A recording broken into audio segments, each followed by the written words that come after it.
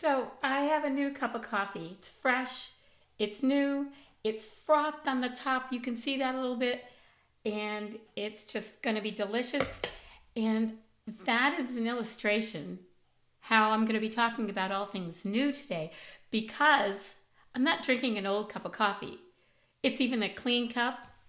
It's even one that I love because it says, whoops, coffee time on it. And, well, I'm not talking about coffee, but I'm going to be talking about Revelations 21:5, where it talks about all things new. And I'm taking it from this, well, I did a journal about it, and this is my lettering, and I will try to also put it up, insert it, so it's a little bit easier to see. If you look really, really carefully, the page is a little wrinkled because those are stickers. Those aren't my drawing right there. Okay, those are drawings. I mean, they are stickers, and you can see how they shine a little bit. And if you look really closely, it grabbed the page over here and it kind of wrinkled it. And I kind of carefully peeled them up and tried to set them down. The page was new, the stickers were new, and if I peeled them up and tried to re-stick them, they wouldn't be new anymore. It'd be old. It would have ruined the page and ruined the whole newness of my illustration. So my name is Judith, and I'm from His Unmeasured Grace, and you're here on YouTube, where I talk about things that I talk about on my website. So you can find my website below. You can find my latest blog post, and you'll find a Bible reading plan that was, this is the, I think it's nearly the end of that Bible reading plan. I don't do videos for each one of them. And this one really touched my heart. And so I will read the verse from it. I'm going to read a few verses before it so that you get the context. So, behold, the tabernacle of God is with men, and He will dwell with them, and they shall be His people. I'm His person. I'm His daughter. You're His daughter if you have Him in your heart. And God Himself will be with them and be their God. And God will wipe away every tear from their eyes. That's talking about when we get to heaven and we look back over our lives, and He will wipe all the tears from our eyes over all the things that happened on earth, and the things that we might have regrets for how we lived on this earth, and the people maybe that we missed opportunities to reach. And there shall be no more death, no more sorrow, nor crying.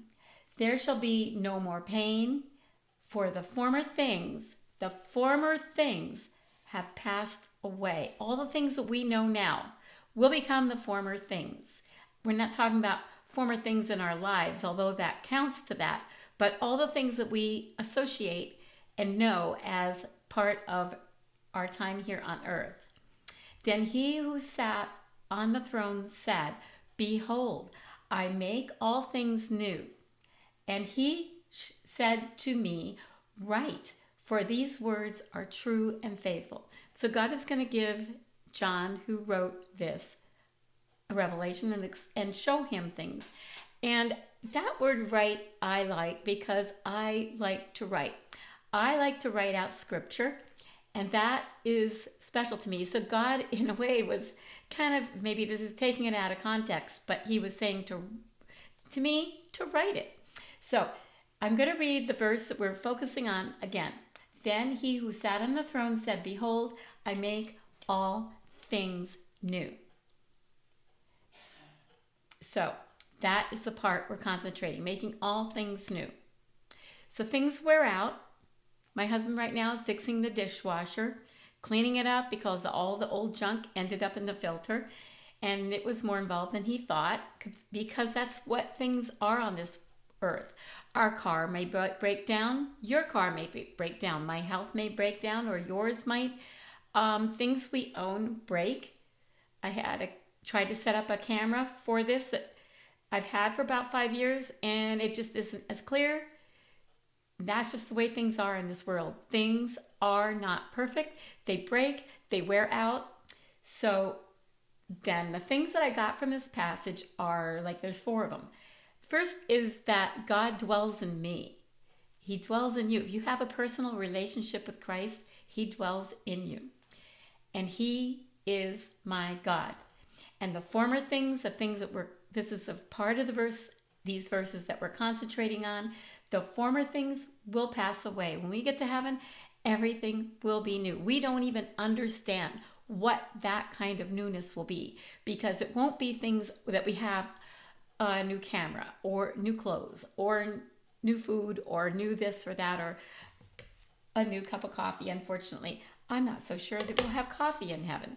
So, and in heaven, all things will be new, and that's what we really want to concentrate on.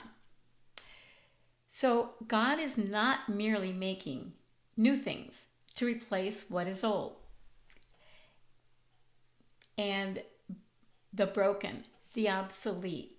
He makes all things be new. It's going to be things that we can't even fathom, that we have no idea about.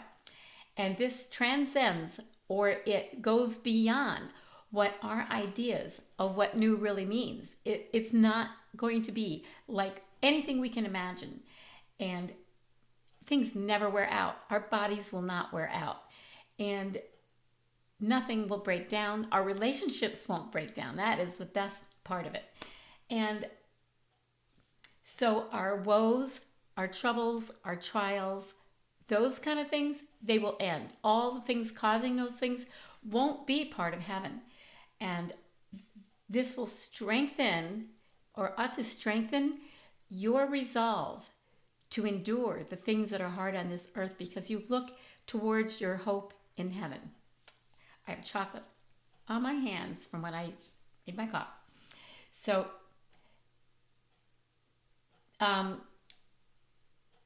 it's our resolve to endure earth's troubles as long as we have a better country to look forward to. Hebrews 11:16 talks about that. Hebrews 11:16 says, "But without faith it is impossible to please him, for he who comes to God must believe that that God is, and that he," meaning God, "is a rewarder of those who diligently seek him." So let's diligently seek God today.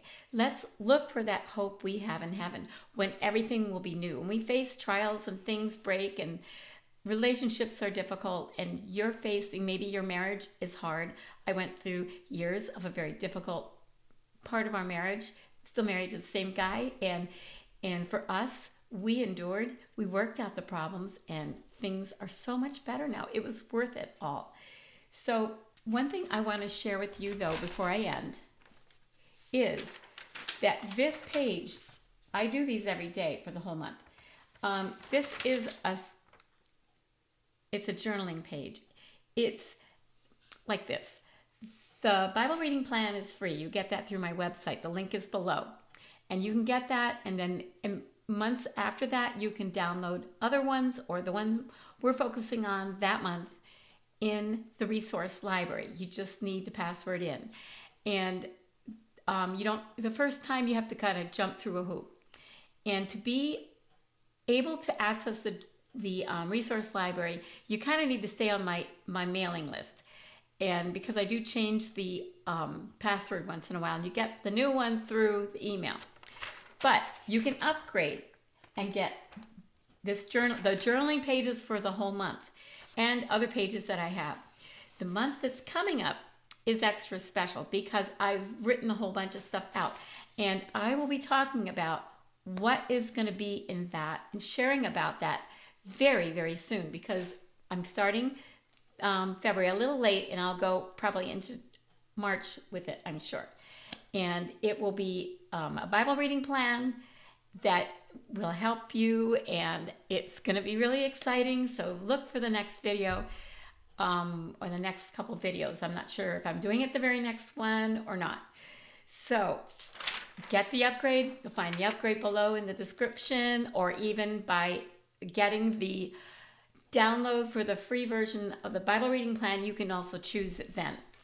So it's much less expensive if you get it through the one that, when you get these things through the email, my newsletter that comes out once a week, because you can get it through my website, but the prices are always a little bit higher. So thank you so much for joining me. Tell me what you liked about this in the comments. Like it and subscribe so you can see when I have my next videos. So thanks for joining me.